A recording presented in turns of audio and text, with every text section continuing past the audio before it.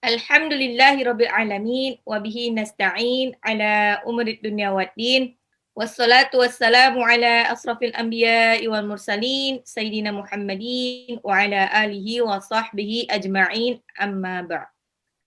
Terus, oke, insyaallah kita masuk ke ayat 285 yang merupakan salah satu doa penting waktu salat. Amanar rasulu bima unzila ilaihi min rabbihil mu'minun. Kullun amana billahi wa malaikatihi wa kutubihi wa rusulihi. La nufarriqu baina ahadim min rusulihi. وقالوا سمعنا وأطعنا غفرانك ربنا وإليك المصير. Amana beriman, Rasul Nabi Muhammad beriman bima kepada apa? Unzila yang diturunkan ilaihi darinya dari Tuhannya. Diulang.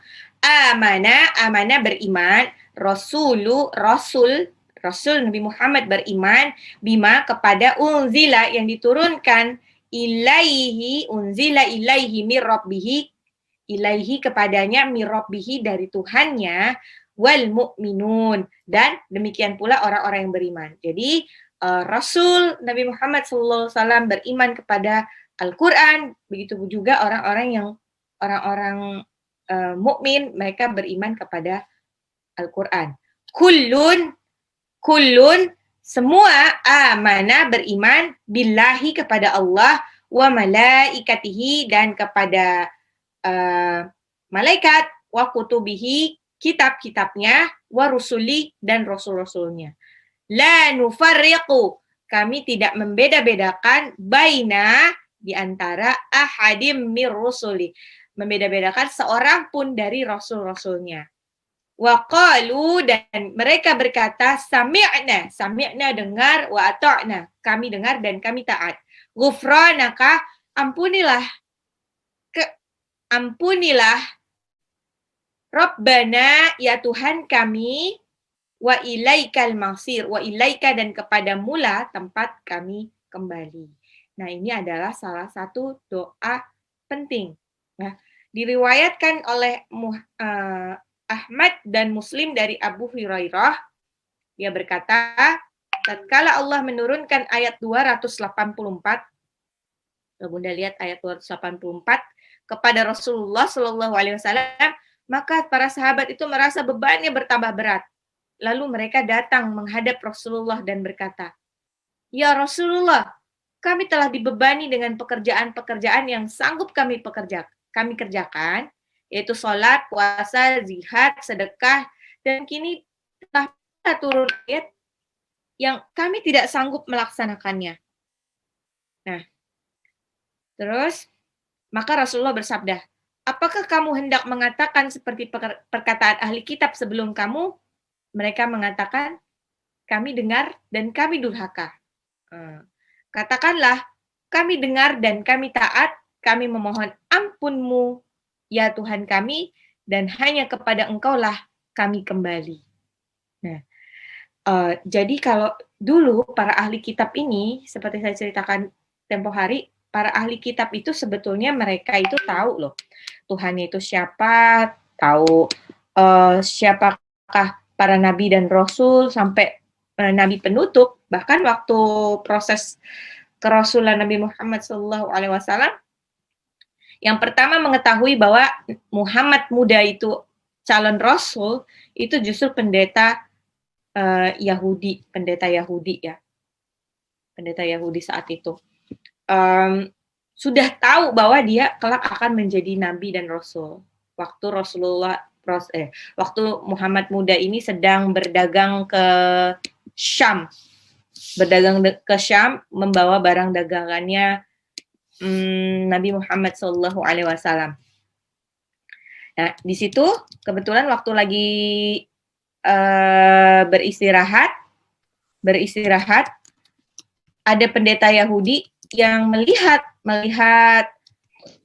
Nabi Muhammad muda,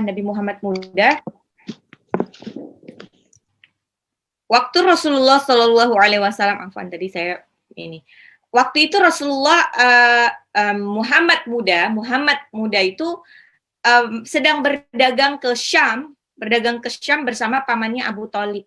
Ya, waktu itu usianya masih muda, masih belia, masih usia 12 tahun.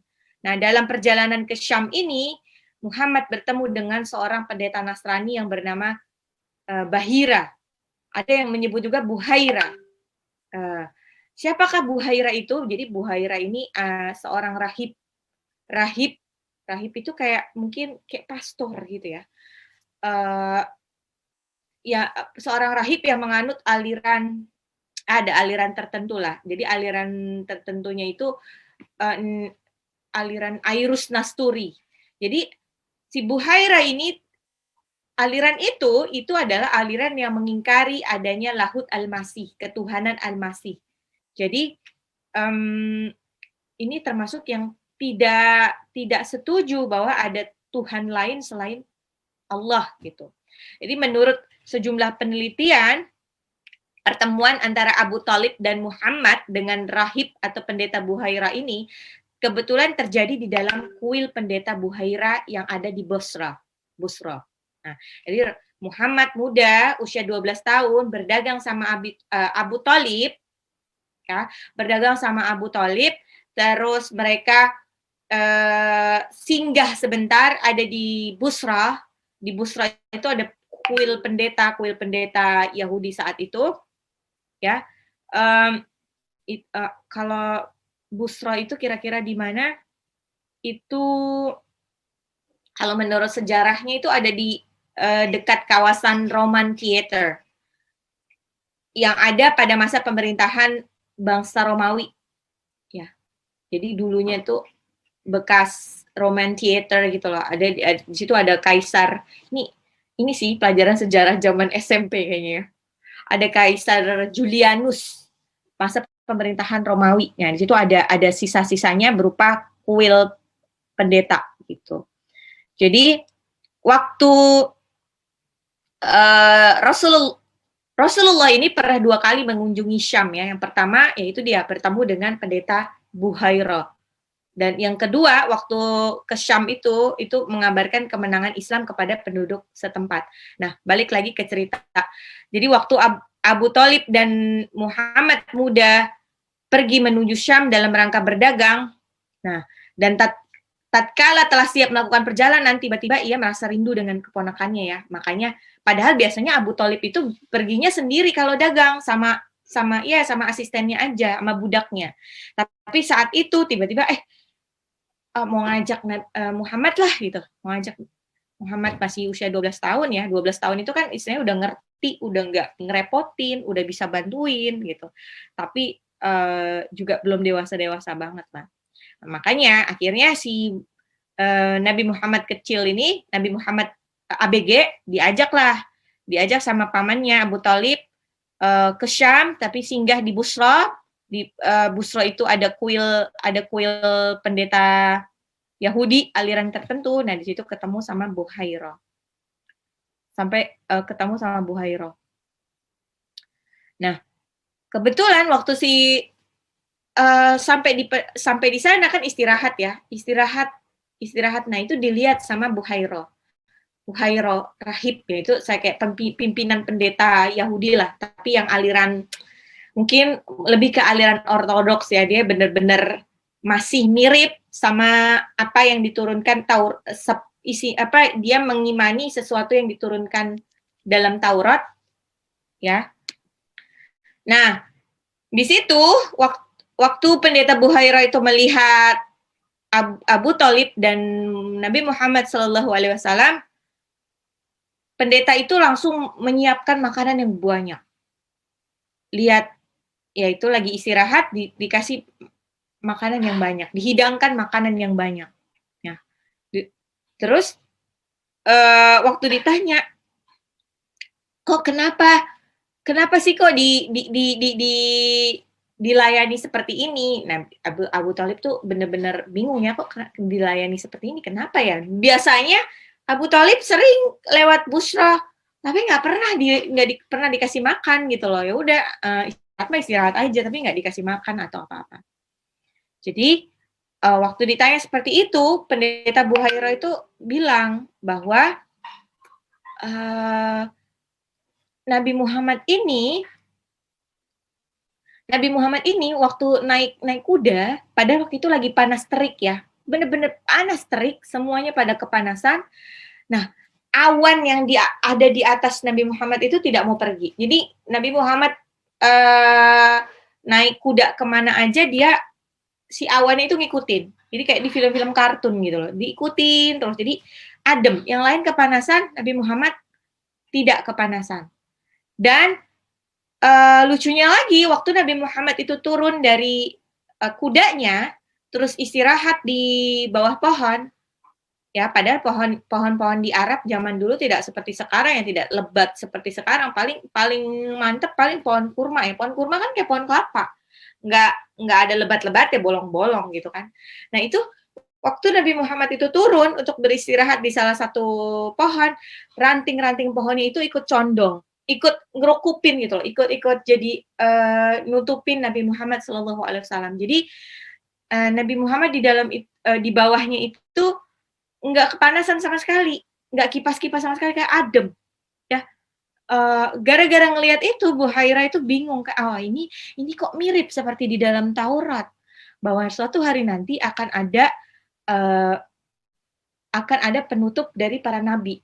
Nah, dengan ciri-ciri seperti ini, seperti ada di dalam Taurat. Makanya gara-gara itu, pendeta Buhairah merasa yakin Nabi Muhammad SAW ini pasti, Muhammad muda ini pasti nanti akan menjadi nabi dan rasul terakhir. Makanya waktu tahu itu dia langsung menyediakan makanan yang banyak.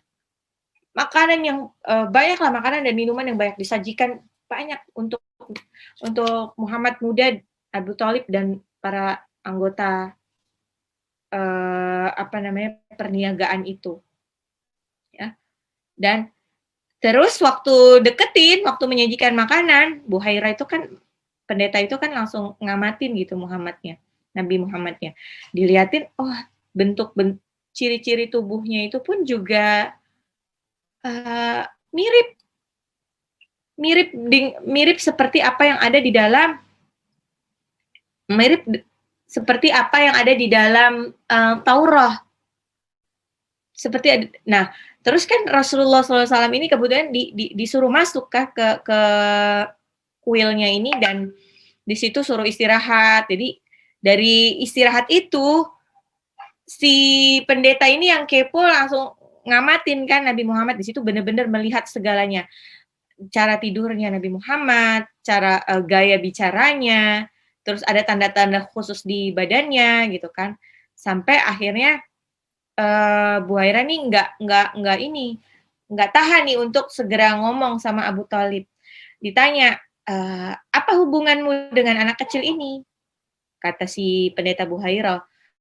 Abu Thalib jawab, Muhammad adalah anaknya. Muhammad ini anakku gitu. Sorry, afwan. Si Abu Thalib bilang, ini anakku kok gitu. Buhairah bilang, nggak mungkin. Iya pasti bukan anakmu. Dan semestinya anak yang bareng sama kamu ini tidak memiliki ayah yang masih hidup. Gitu. Sampai Buhairah, pendeta Yahudi ini tahu persis apa yang kisah hidupnya Rasulullah, padahal belum pernah ketemu lah. Karena ada di dalam Taurat bahwa nanti akan ada nabi penutup para nabi, dan dia tuh tidak punya ayah waktu lahir. Nah, terus akhirnya Abu Thalib ngaku, iya sih dia ponakanku, anaknya saudaraku. Ayahnya telah meninggal ketika ibunya masih mengandung. Langsung Buhairah terkejut, bilang begini, bawa pulang anak ini. Bawa pulang anak ini dan jagalah ia dari orang-orang Yahudi. Demi Allah, jika mereka melihatnya dan mengetahui anak itu seperti yang aku ketahui, maka mereka akan menyakitinya. Putra saudaramu ini akan mengemban tugas yang sangat agung. Gara-gara itu Abu Thalib langsung buru-buru pulang ke Mekah membawa Rasulullah, membawa Nabi Muhammad tuh. Jadi memang wataknya dari dahulu Yahudi itu memang nggak suka sama Islam ya, karena dia itu tahu kan di dalam Taurat itu dikasih tahu bahwa nanti nabi penutup para nabinya itu adalah dari Islam, bukan dari Yahudi. Nah, itu yang tidak disukai sama bangsa Yahudi karena dianggap bangsa Yahudi ini adalah bangsa yang sudah superior kan, punya kitab Taurat, istilahnya kayak ya ngerasa superior deh. Dia maunya penutup para nabi adalah dari bangsa Yahudi juga, bukan dari bangsa lain, bukan dari agama lain. Kayak gitu. Makanya saat itu orang-orang yang sudah belajar Taurat, saat itu mereka sudah mencari-cari, ini siapa sih sebetulnya nabinya gitu. Kalau bisa sebelum jadi nabi, siapapun orangnya itu kalau bukan orang Yahudi dibunuh aja gitu. Nah, kebetulan Buhairah adalah salah satu pendeta Yahudi yang lurus. Dia tahu duluan ciri-ciri kerasulan yang ada pada Nabi Muhammad SAW. Makanya dia minta tolong ke Abu Thalib untuk menjaga baik-baik Rasulullah. Tuh. Jadi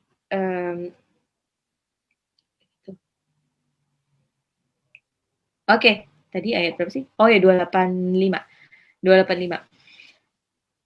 Nah, terus lalu setelah ayat 285 turunlah ayat selanjutnya yaitu ayat 285. Tatkala para sahabat telah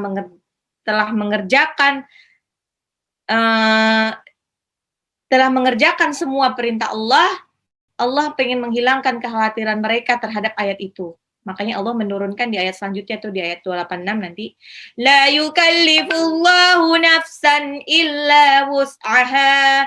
La yukallifu, Allah tidak membebani seseorang, ya, la yukallifullahu, Allah tidak membebani seseorang illa wus'aha, melainkan sesuai dengan kesanggupannya. Jadi intinya itu ya, kalau walaupun Allah memberikan banyak aturan di dalam Al-Quran, tapi Allah tahu persis bahwa hambanya ini mungkin tidak akan sanggup untuk mengerjakan semuanya, mungkin tidak akan sanggup untuk beriman secara sekafah-kafahnya gitu.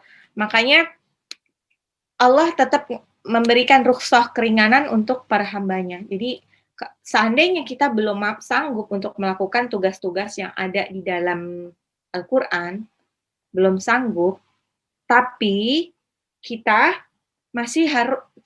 tuh nggak boleh wakadzabu bi ayatina kidzaba, nggak boleh mendustakan ayat-ayat yang ada di dalam situ. Jadi walaupun kita saya bilang lagi ya, ini karena bunda-bunda ini kan, walaupun bunda mungkin belum sanggup untuk melakukan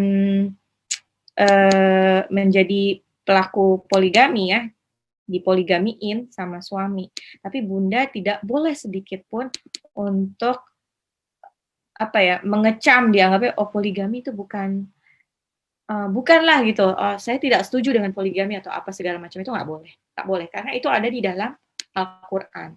Apa-apa yang ada di dalam Al-Quran itu pasti benar. Cuman yang bikin salah adalah bagaimana orang-orang itu mengaplikasikannya. Banyak kan yang salah gitu kan. Saya sudah bilang berkali-kali kalau sampai untuk poligami itu tahapannya panjang banget. Setidaknya orang-orang itu harus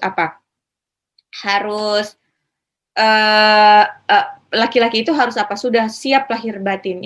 Yang pertama itu adalah batinnya dulu. Batinnya adalah siapnya dia sebagai muslim sudah bisa belum membaca Al-Quran dengan baik dan benar. Sudah bisa belum dia untuk sholat berjamaah, sholat wajib 5 waktunya itu berjamaah di masjid. Kalau belum, bagaimana dia bisa menjaga amanah selanjutnya?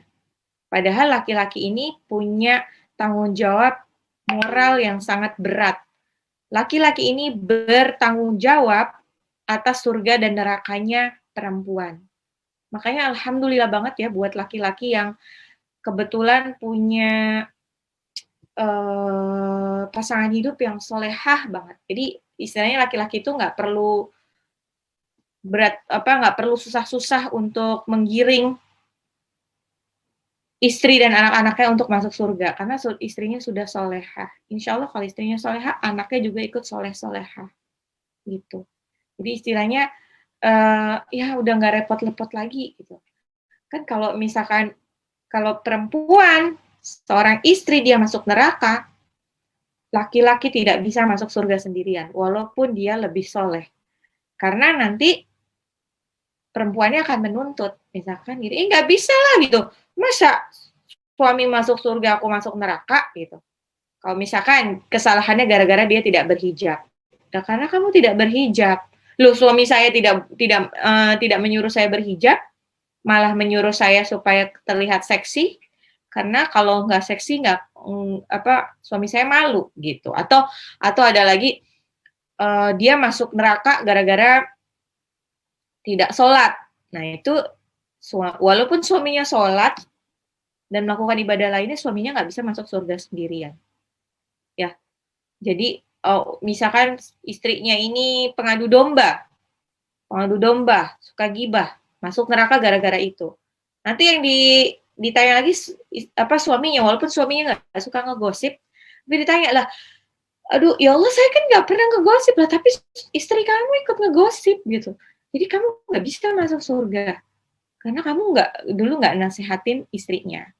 Kebalikannya, kalau misalkan sebetulnya si suami ini sudah menyuruh istrinya untuk sholat, sudah menyuruh untuk berhijab, sudah menyuruh untuk tidak melakukan perbuatan dosa yang lainnya, tapi si istrinya tetap ngeyel, nah itu tidak ada lagi urusan nanti di hari kiamat, di akhirat tidak ada lagi urusan. Si istri bisa masuk neraka sendirian, dan si suami karena sudah berdakwah, sudah mendakwahi istrinya, tapi istrinya sama sekali nggak dengerin, maka si suami bisa masuk surga sendirian. Oke. Itu tadi ayat berapa? 285. Okay. Dinyatakan pula kaum muslimin terhadap para rasul tidak membeda-bedakan antara rasul-rasul Allah dan rasul-rasul yang lainnya. Jadi rasul-rasul Allah itu apa? Misalkan ya Nabi Muhammad gitu. Kita tidak hanya disuruh untuk mengimani Nabi Muhammad.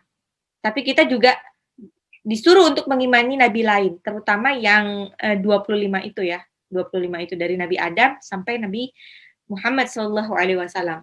Nah, terus plus ada nabi lain yang sebetulnya tidak masuk ke dalam 25 nabi itu, tapi kita suruh mengimani juga. Kenapa? Karena ada kisahnya di dalam surah Al-Kahfi. Ada Nabi Khidir. Nabi Khidir walaupun tidak membawa kitab atau dia tidak berdakwah secara umum kepada satu kaum, tapi Nabi Khidir ini adalah gurunya dari Nabi Musa alaihi salam. Gitu. Jadi kita juga mengimani. Jadi semuanya itu tidak dibeda-bedakan. Itu ada juga di surah Al-Baqarah ayat 136 ya. Qulu amanna billahi wa ma unzila ilaina wa ma unzila ila Ibrahim wa Ismail wa Ishaq وما أنزل إلى إبراهيم وإسماعيل وإسحاق ويعقوب والأسباط وما أوتي موسى وعيسى وما أوتي النبيون من ربهم لا نفرق بين أحد minhum wa nahnu lahu muslimun. Katakanlah, kami beriman kepada Allah dan kepada apa yang diturunkan kepada kami. Dan kepada apa yang diturunkan kepada Ibrahim, Ismail, Ishak, Yakub, dan anak cucunya. Dan kepada apa yang diberikan kepada Nabi Musa dan Isa, serta kepada apa yang diberikan kepada nabi-nabi dari Tuhan mereka. Kami tidak membeda-bedakan seorang pun di antara mereka dan kami berserah diri kepadanya. Nah, jadi di situ kita di dalam Al-Quran sudah jelas bahwa kita tuh tidak boleh hanya mengimani satu Rasul saja. Semuanya diimani. Kita tahu, kita mengimani bahwa ada Nabi Isa yang diberi Injil, Nabi Musa yang diberi Taurat, Nabi Daud yang diberi Zabur itu.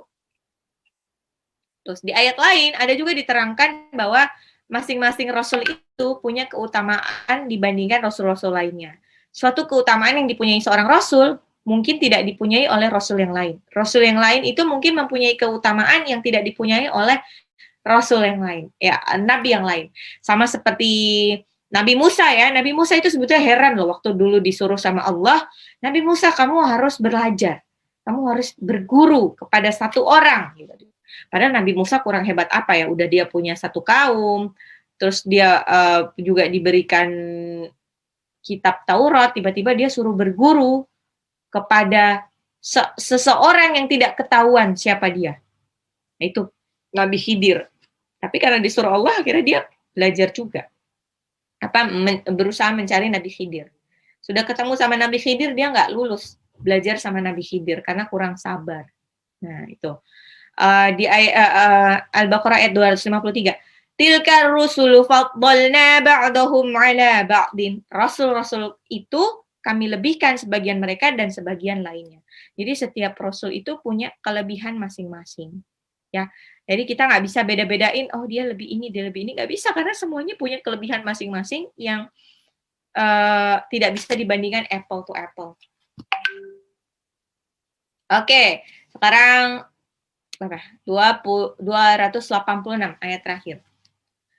La yukallifullahu nafsan illa wus'aha laha ma kasabat wa 'alaiha maktasabat.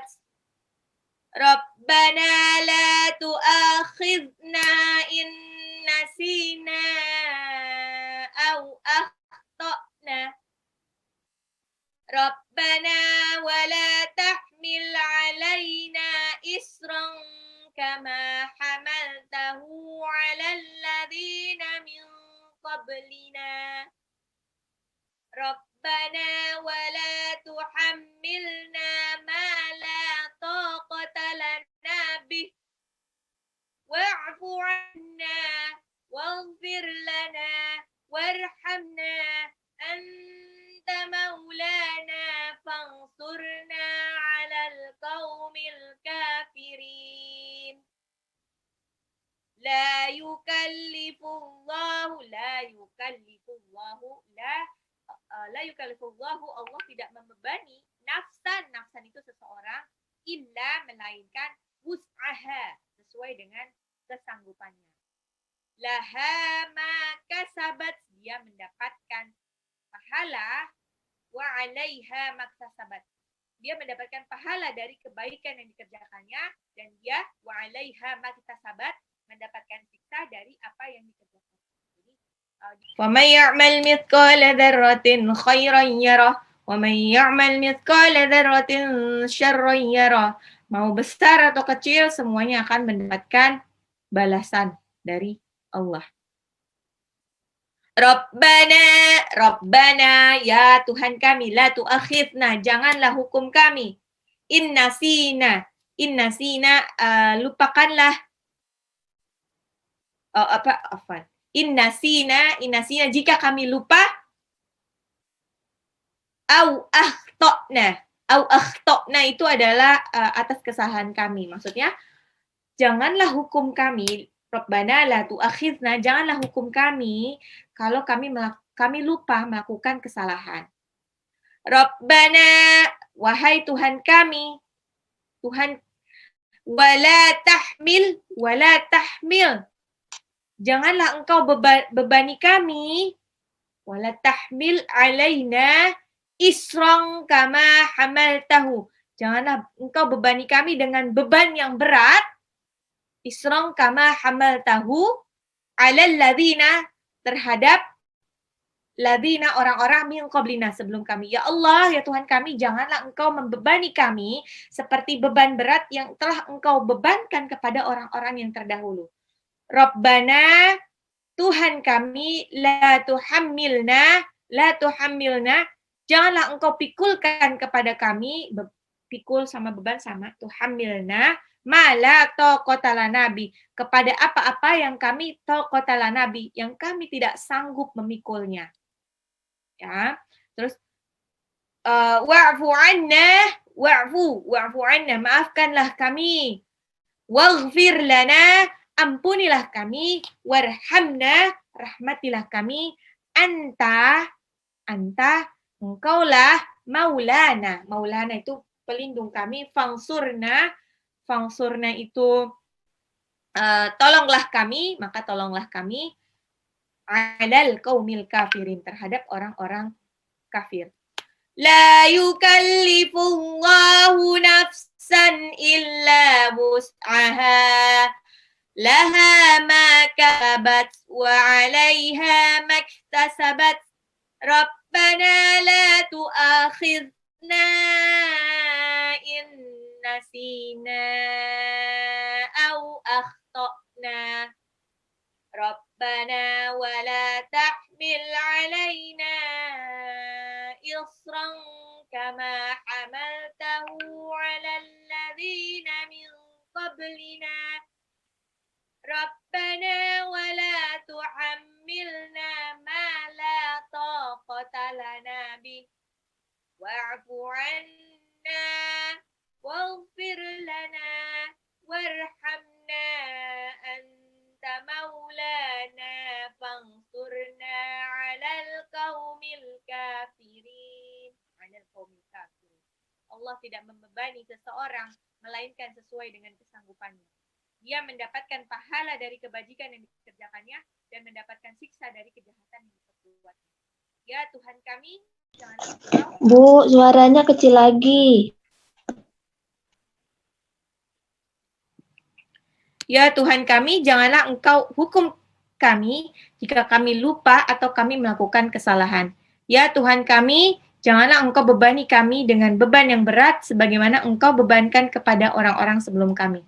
Ya Tuhan kami, janganlah Engkau pikulkan kepada kami apa yang tidak sanggup kami pikul. Maafkanlah kami, ampunilah kami, rahmatilah kami, Engkaulah pelindung kami. Maka tolonglah kami untuk menghadapi orang-orang yang kafir. Jadi di ayat ini, ya, dalam mencapai tujuan hidup itu, manusia tuh pasti akan diberikan beban oleh Allah, akan diberikan ujian oleh Allah sesuai dengan kesanggupannya. Dan nanti mereka akan diberikan pahala lebih dari yang telah diusahakannya dan mendapatkan siksa yang seimbang dengan kejahatan yang telah dilakukannya. Kalau dari kalimat ini kita tuh tahu bahwa Allah itu pasti akan menguji hambanya. Itu sudah tertulis di suratan takdir, sudah tertulis di Lauhul Mahfuz, ya. Allah tuh akan menguji si A, si B, si C, si D itu sesuai dengan kesanggupannya masing-masing. Nggak mungkin Allah kasih ujian kepada si A yang tidak sanggup untuk menghandle-nya. Begitupun Allah tidak mungkin menguji B kurang dari level kesanggupannya. Nah, semua ujian itu sudah tertulis di Lauhul Mahfuz. Saya ulangi lagi, semua ujian itu sudah tertulis di Lauhul Mahfuz. Kalau sudah tertulis, apa dong guna kita? Nah ini laha makasabat wa 'alaiha maktasabat. Mereka diberi pahala mereka akan diberi pahala sesuai dengan apa yang diusahakannya dan akan mendapatkan ganjaran dari kejahatan dari apa yang telah dilakukannya. Jadi kalau takdir itu takdir baik atau buruk, ya, takdir baik atau buruk, semua takdir aslinya baik, cuman kita belum ngeh aja kalau itu baik. Semua takdir atau buruk itu sudah ditulis di Lauhul Mahfuz, Bun. Sudah ditulis di Lauhul Mahfuz. Terus yang kita lakukan adalah apa yang kita lakukan untuk menghadapi takdir itu yang akan dinilai sama Allah. Apakah action yang kita lakukan untuk menghandle segala macam ujian itu akan menambah poin pahala kita, akan memperberat catatan amal kebaikan kita, atau malah akan menambah berat catatan amal keburukan kita. Nah, jadi yang dinilai adalah itu.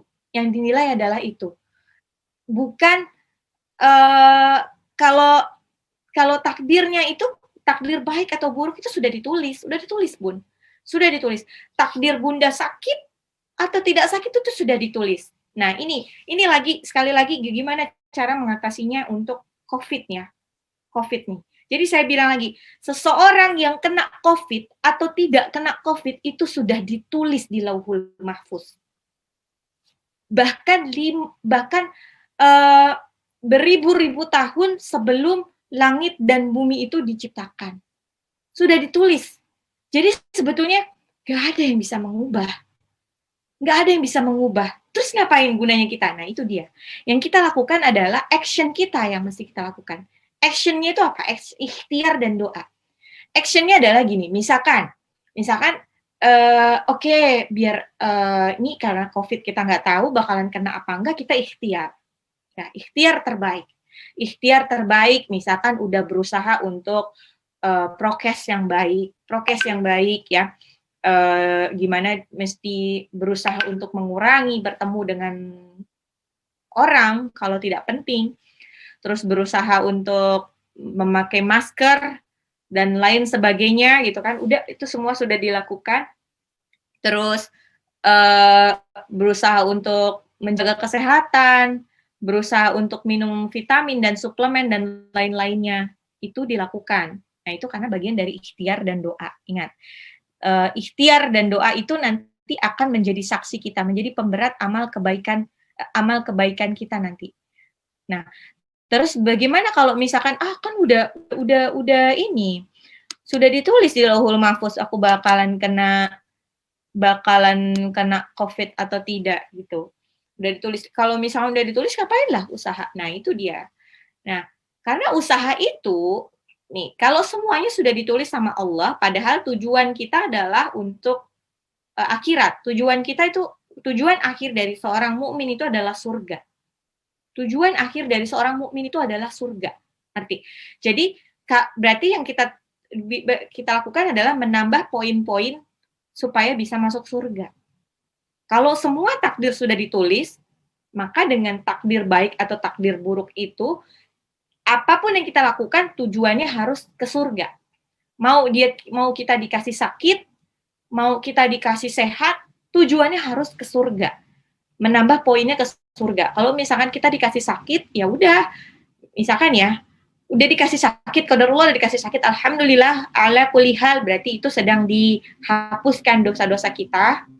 Terus kita, apa yang kita lakukan, ya udah, berusaha untuk kembali sehat dengan cara yang halal, berdoa juga.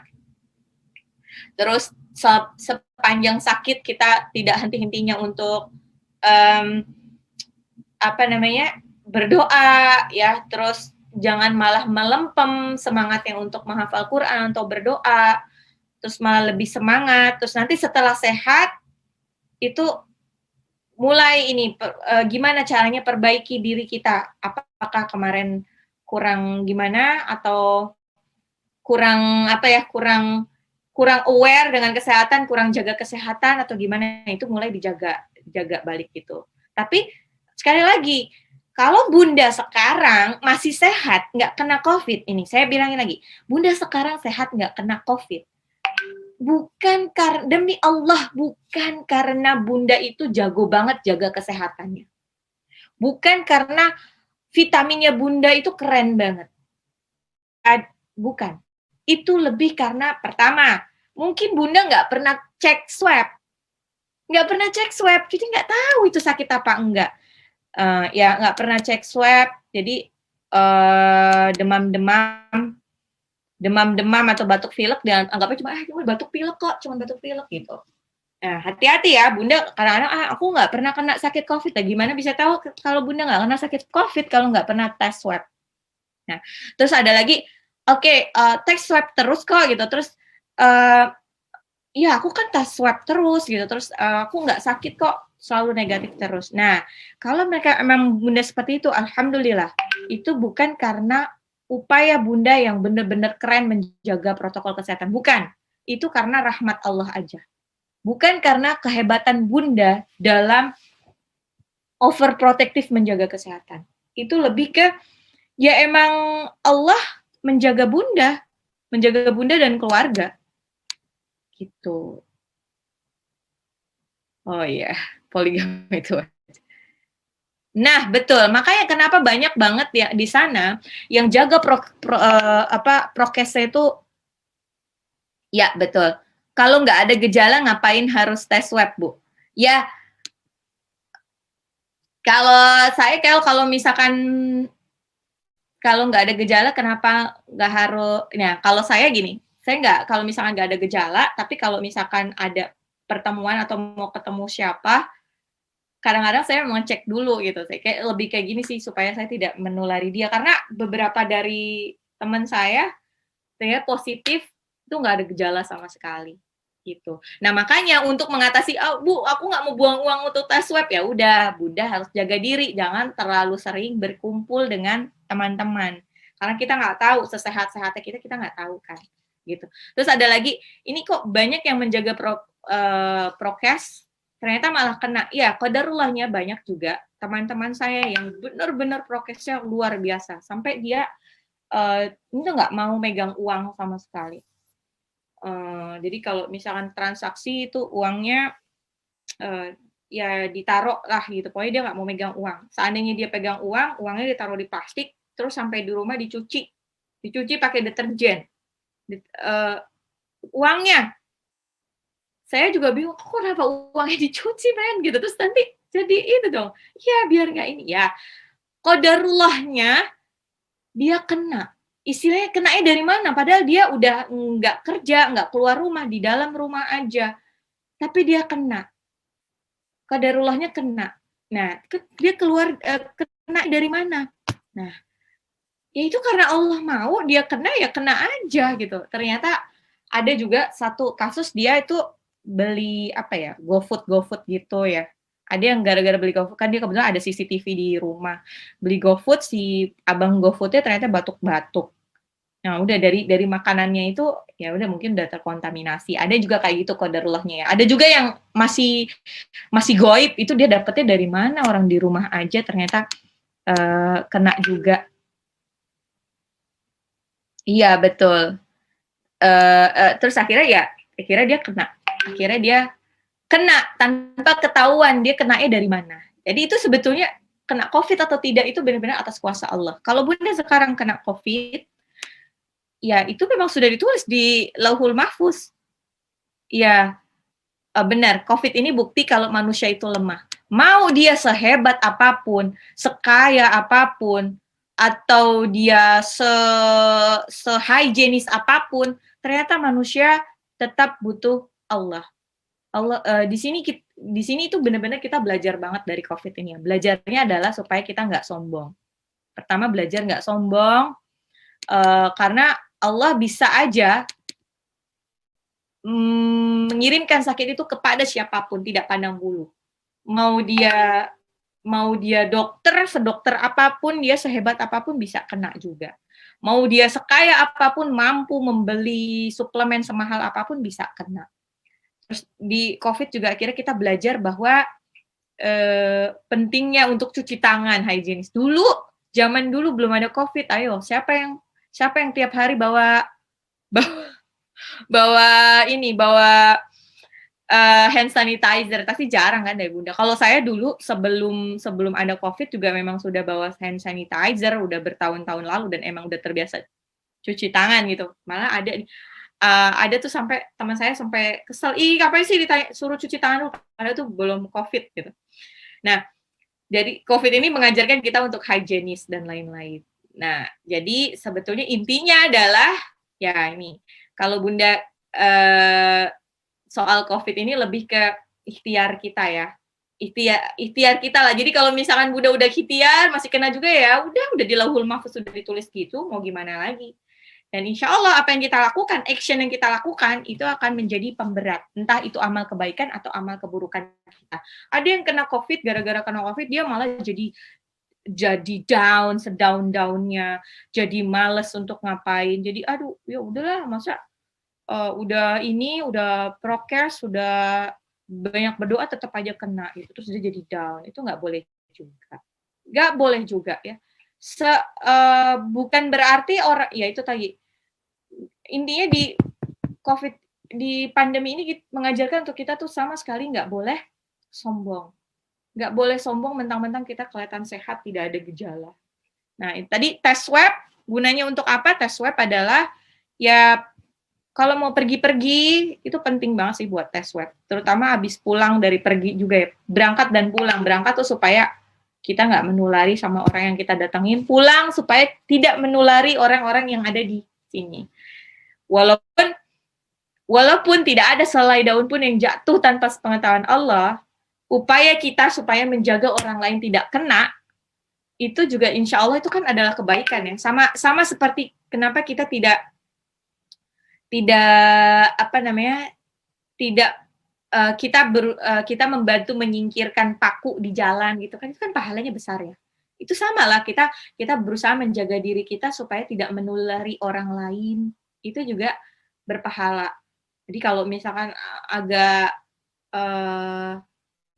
apa namanya, sumeng-sumeng ya jangan paksain ketemu sama tuh Mbak Fitri sebelum ke Sukabakti antigen dulu Bun tuh. Masya Allah. Nah seperti itu. Jadi emang saya pun gini. Jadi saya kenapa agak jarang ya ketemu sama Bunda, karena terus terang saya sudah mulai untuk jaga diri. Saya sih lebih takutnya bukan saya yang kena, tapi takutnya orang lain yang kena. Makanya kadang-kadang nih kalau sebelum ketemu dengan siapapun di geng manapun, saya tuh pasti swab dulu.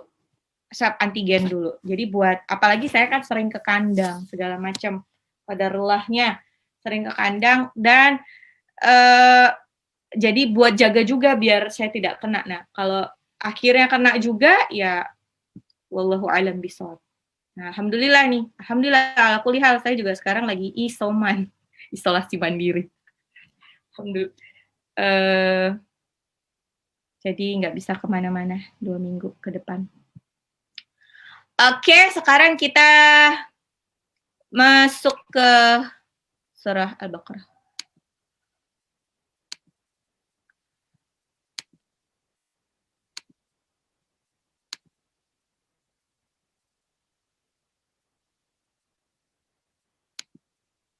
Oh, ini mana saya sudah kasih ya.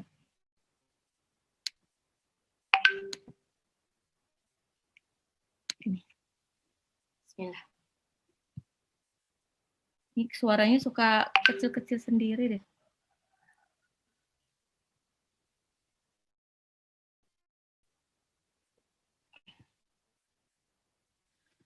Amanar rasulu bima unzila ilaihi min rabbihi wal mu'minun. Amana, alifnya matabai 2 harokat, rasulu sinnya 2 harokat matabai, bima unzila mimnya mimnya itu harokat alis bertemu dengan alif ya. Harokat alis bertemu dengan alif tidak dalam satu kata tuh mad jaiz munfasil, bisa dibaca 2, 4 atau 6 harokat. Unzila nun sukun ketemu zai itu ikhfa. Amanar rasulu bima unzila ilaihi lamnya itu ada sifat lin, harokat fathah bertemu dengan ya sukun. Mirrabbihi afwan. Mirrabbihi haknya itu ketemu sama waw, itu sebetulnya matobi'i tapi pada hak domir. Hak domir itu apa? Hak domir hak seperti ini, hak seperti di belakang tulisan Allah ya. Tapi kalau Allah itu bukan hak domir karena dia satu kesatuan. Hak domir itu artinya nya. Jadi rabbihi, rabbinya, Tuhannya gitu ya. Mir rabbihi wal mu'minun. Alif lam qamariyah, nun yang di sini adalah mad arid li sukun. Qala al-waqfu ula. Amanar rasulu bima unzila. Amanar rasul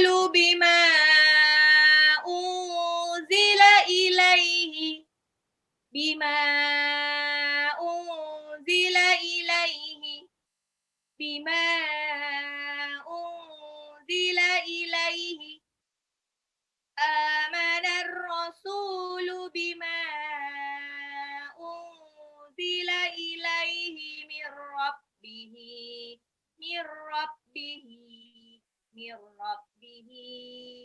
wal mu'minun amanar rasulu bima unzila ilaihi mir rabbihi wal mu'minun. Amana beriman, rasul beriman, bima unzila apa yang diturunkan ilaihi kepadanya mir rabbihi dari Tuhannya wal mu'minun dan orang-orang. Amanar rasulu bima unzila ilaihi mir rabbihi wal mu'minun. Amanar rasulu bima unzila ilaihi mir rabbihi wal mu'minun. Kullun amana billahi wa malaikatihi wa kutubihi wa rusulihi. Oh, ini sama. La nufarriqu baina ahadim mir rusulihi. Kullun amana, tanwin ketemu alif itu izhar. Kullun amana billahi, lamnya matabi'i 2 harokat, wa mala, lamnya ada harokat alis dalam satu kata, mat wajib mutasil, malaikatihi, haknya ketemu sama waw, mat silah qasirah, wa kutubihi, itu juga mat silah qasirah, yaitu matabi'i pada hak dhamir bertemu dengan huruf selain alif atau hamzah, wa rusulih, ya itu ada tanda waqaf al-waqfu ula, berhenti aja di situ. La nufarriqu, lamnya matabi'i 2 harokat, baina itu ada sifat lin, ahadim mir rusuli, tanwin ketemu sama mim, ya tanwin ketemu sama mim itu idgham bi ghunnah, mir rusuli nun sukun ketemu ra, idgham bila ghunnah. Kullun amana billahi wa malaikatihi wa kutubihi wa rusulihi. Kullun amana billahi wa malaikatihi wa kutubihi wa rusulihi. Kullun amana billahi wa malaikatihi wa kutubihi wa rusulihi. La nufarriqu baina ahadim mir rusulihi. La nufarriqu baina ahadim mir rusulihi. La nufarriqu baina ahadim mir rusulihi. La nufarriqu baina ahadim mir rusulihi. Kullun amana billahi wa malaikatihi wa kutubihi wa rusulihi. La nufarriqu baina ahadim mir rusulihi. Kullun amana billahi wa malaikatihi wa kutubihi wa rusulihi. La nufarriqu baina ahadim mir rusulihi. Oke, ulang lagi dari ini. Amanar rasulu bima unzila ilaihi mir rabbihi wal mu'minun. Kullun amana billahi wa malaikatihi wa kutubihi wa rusulihi. La nufarriqu baina ahadim mir rusulihi. Wa qalu sami'na. Wa qalu, qafnya 2 harokat, lamnya 2 harokat, sami'na, nunnya 2 harokat lagi, ato'na, 2 harokat lagi, ghufranaka, ini 2 harokat semuanya. Kecuali ini ada wa ilaika, itu ada sifat lin, lamnya harokat fathah bertemu ya sukun, al-masir, alif lam qamariyah. Sir di belakang mat alif disebut. Wa qalu sami'na wa ata'na وقالوا سمعنا وأطعنا غفرانك ربنا وإليك المصير. وقالوا dan berkata sami'na kami dengar wa ata'na patuh ghufranaka dan memohon ampun kepadamu Rabbana wahai Tuhanku, wahai Tuhan kami, wa ilaika kepadamu la al-masir kami akan kembali. وقالوا سمعنا وأطعنا غفرانك ربنا وإليك المصير وقالوا سمعنا وأطعنا غفرانك ربنا وإليك المصير وقالوا سمعنا وأطعنا غفرانك ربنا وإليك المصير آمن الرسول بما أنزل إليه من ربه والمؤمنون كل آمن بالله وملائكته وكتبه ورسله لا نفرق بين أحد من رسله وقالوا سمعنا وأطعنا غفرانك ربنا وإليك المصير آمن الرسول بما أنزل إليه من ربه والمؤمنون كل آمن بالله وملائكته وكتبه ورسله لا نفرق بين أحد من رسله وقالوا سمعنا وأطعنا غفرانك ربنا وإليك المصير لا يكلف الله نفسا إلا وسعها لا يكلف lamnya 2 harokat Allahnya juga mataba'i 2 harokat nafsan illa wus'aha itu nafsan tanwin ketemu alif izhar dibaca jelas illa lamnya mataba'i lagi wus'aha itu mataba'i 2 harokat. Itu ada tanda waqaf al-waqfu ula diutamakan berhenti. Laha ma kasabat, laha haknya sama mimnya mataba'i. Wa 'alaiha lamnya sifat lin, haknya mataba'i, mimnya mataba'i ya. Qala tanda waqaf al-waqfu ula.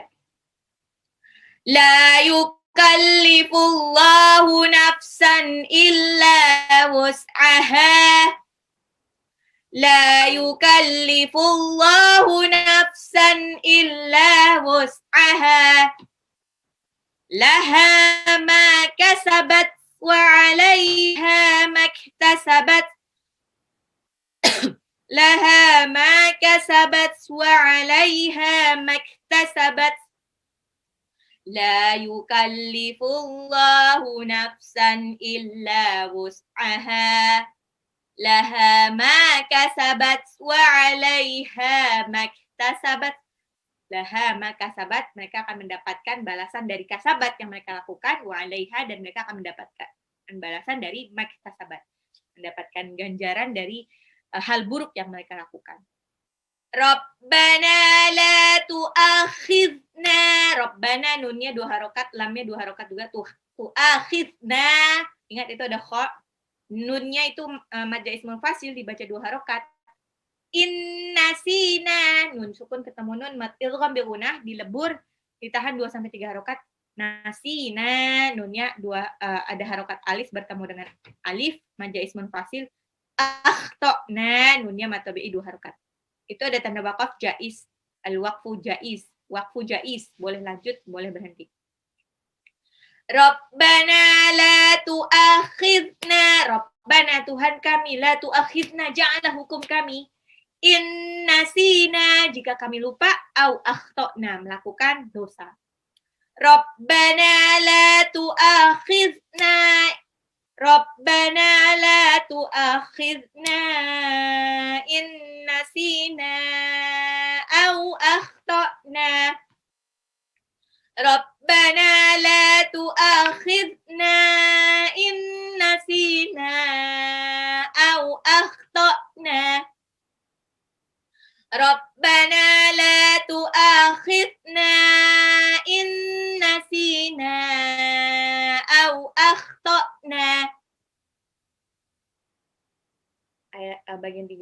Rabbana wala tahmil. Rabbana wala tahmil.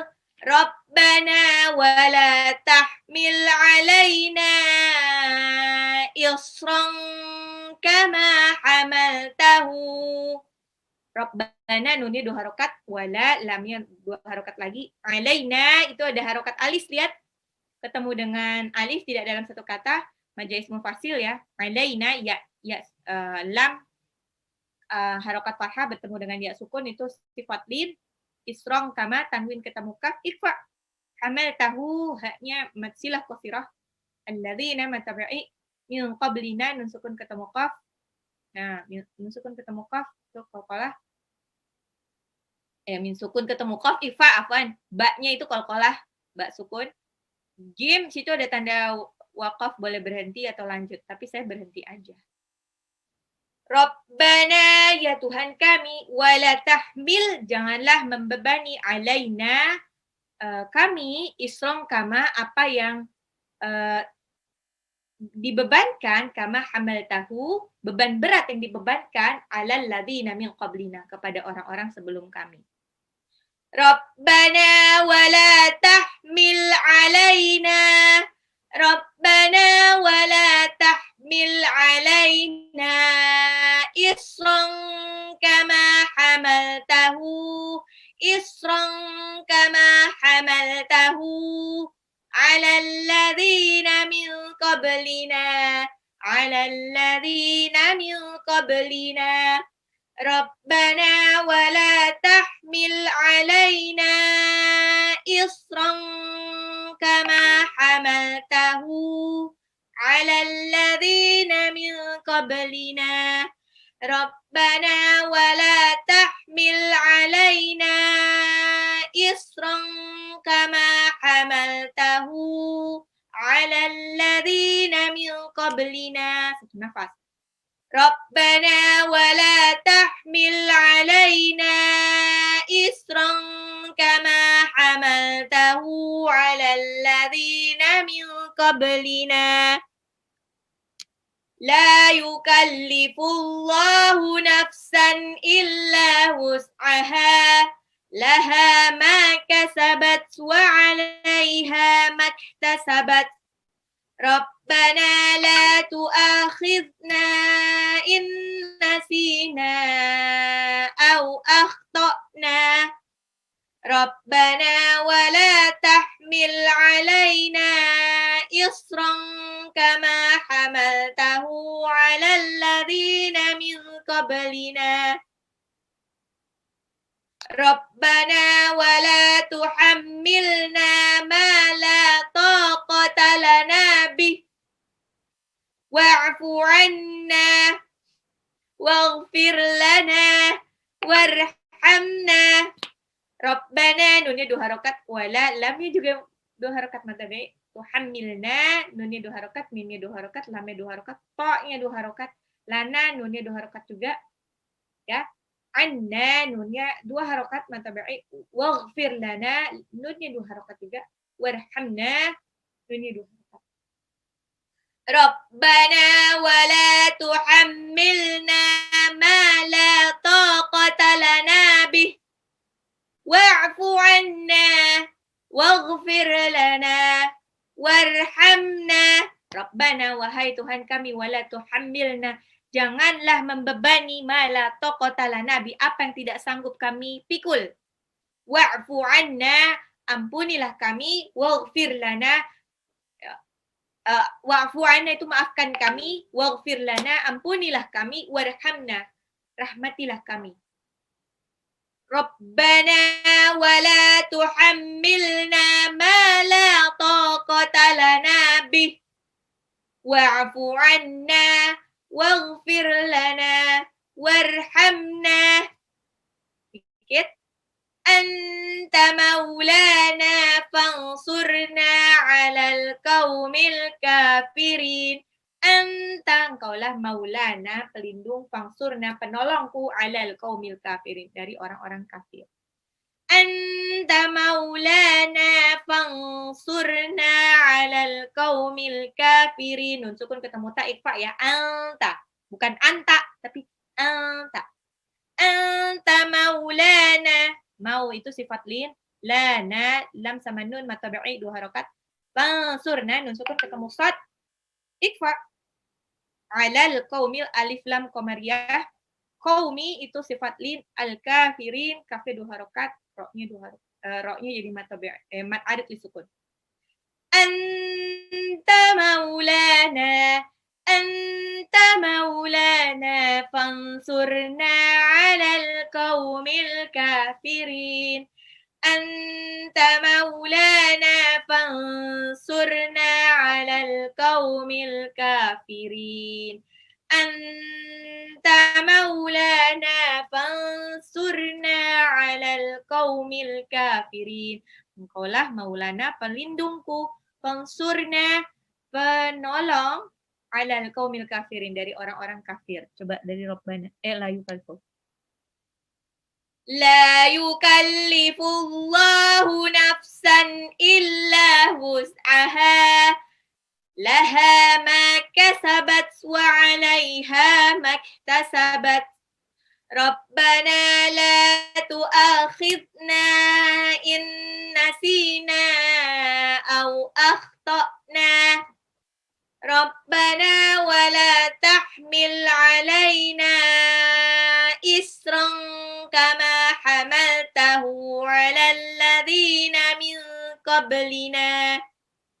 Rabbana wa la tuhammilna ma la taqata lana bih wa'fu 'anna waghfir lana warhamna anta maulana fansurna 'alal qaumil kafirin. Ulang lagi. Amanar rasulu bima unzila ilaihi min rabbihi wal mu'minun. Kullun amana billahi wa malaikatihi wa kutubihi wa rusulihi. La nufarriqu baina ahadim min rusulihi. Wa qalu sami'na wa ata'na ghufranaka rabbana wa ilaikal masir. La yukallifullahu nafsan illa wus'aha. Laha ma kasabat wa 'alaiha maktasabat. Rabbana la tu'akhidna in nasina aw akhtana. Rabbana wa la tahmil 'alaina isran kama hamaltahu 'alal ladzina min qablina. Rabbana wa la tuhammilna ma la taqata lana bih wa'fu 'anna waghfir lana warhamna anta maulana fansurna 'alal qaumil kafirin. Lagi sama arti. Amana Rasulullah, Rasul beriman bima, terhadap apa unzila, yang diturunkan, ilaihi, kepadanya, maksudnya kitab-kitab yang diturunkan kepadanya, mir rabbihi, dari Tuhannya, wal mu'minun, dan orang mukmin. Rasul dan orang mukmin, mereka beriman kepada kitab-kitab yang diturunkan oleh Allah. Kullun, setiap, semuanya, amana, beriman, billahi, kepada Allah, wa malaikatihi, kepada malaikat, wa kutubihi, dan kitab-kitab yang diturunkan dari Allah, wa rusulihi, dan rasul-rasulnya. La nufarriqu, tidak membeda-bedakan, baina ahadim, satu di antara para rasul, wa qalu, dan mereka berkata, sami'na, Sami'na, kami dengar, wa ata'na, kami patuh, ghufranaka, ampunilah, Rabbana, wahai Tuhan kami, wa ilaika, kepadamulah al-maksir, tempat kembali. La yukallifu, janganlah, la yukallifullahu, dan Allah tidaklah membebani nafsan manusia atau seseorang illa, melainkan wus'aha, melainkan sesuai kesanggupannya. Laha ma kasabat, mereka tidak akan mendapatkan ganjaran dari apa yang diperbuat, wa alaiha maktasabat. Maksudnya, mereka akan mendapatkan ganjaran dari perbuatan baik kasabat yang mereka lakukan dan mendapatkan ganjaran dari maktasabat, perbuatan buruk yang mereka lakukan. Rabbana, wahai Tuhan kami, la tu'akhidna, janganlah hukum kami, innasina, jika kami lupa, au akhtokna, melakukan dosa. Rabbana, wahai Tuhan kami, wala tahmil, janganlah bebani, alaina kami, isrong kama hamaltahu, beban berat yang engkau bebankan, alal ladzina, kepada orang-orang min qablina, sebelum kami.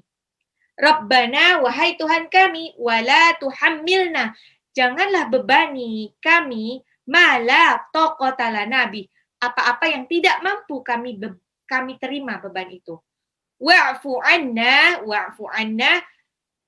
maafkan kami, waghfir lana, ampuni kami, warhamna, kami, anta, sesungguhnya engkau, anta, maulana, pelindung kami, fangsurna, penolong kami, alal qaumil kafirin, terhadap orang-orang kafir. Nah, demikian Bunda. Jadi ini kenapa Al-Baqarahnya diambil ayat itu aja, ini ayat penting untuk ruqyah. Nah, ini kalau Bunda kemarin ada beberapa yang bilang, aduh kok aku Al-Baqarah agak susah ya. Alhamdulillah, itu mungkin memang Allah pengen ayat Al-Qur'annya pengen berlama-lama dengan Bunda. Atau mungkin ini ada jin-jin yang pengen mengganggu Bunda, karena ini memang ayat yang biasa dipakai sama ahli ruqyah. Sebagian ayat yang biasa dipakai sama ahli ruqyah.